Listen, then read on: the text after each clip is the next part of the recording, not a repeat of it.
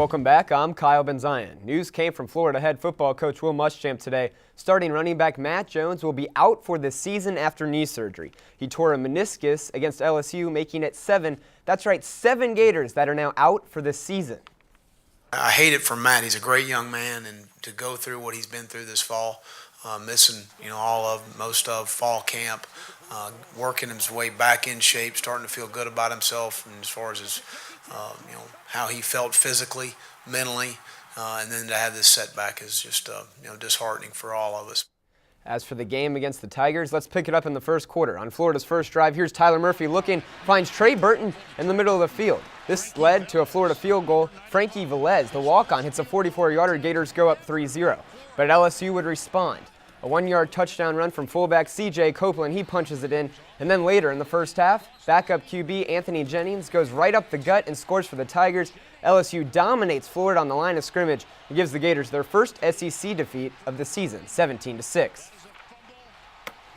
Meanwhile, another big SEC matchup this weekend. Missouri traveled between the hedges and topped the injury-riddled Georgia Bulldogs. Mizzou QB James Franklin threw for 170 yards and ran for a score as well as the Tigers stay undefeated this season with a 41-26 victory. The bad news for the Tigers, though, there's James Franklin. The injury bug is contagious. He suffered a grade 2 separated shoulder, and he will be out for at least a few weeks. And in the pro ranks, while the Miami Dolphins rested with their bye week, the Bucs and Jags remained winless. The Jags came into the game as 28-point underdogs, one of the biggest underdogs in NFL history against the undefeated Broncos. Early on, the Jags hung around. A pick 6 here for Paul Posluszny, keeping it close at halftime, but then the Broncos got into a rhythm and pulled away 35-19. And meanwhile, the Tampa Bay Bucs dropped to 0-5 on the season with a 31-20 loss to the Eagles behind Nick Foles' 3 touchdown passes. And the second-ranked Gator volleyball team remained undefeated in SEC play this weekend. Albert and Alberta had a reason to dance on Sunday. The Florida volleyball team swept both Kentucky and Georgia this weekend, and the Gators have yet to lose a set in SEC play. Freshman Alex Holston combined for 24 kills in the 2 games. I hope we can't predict what her ceiling is.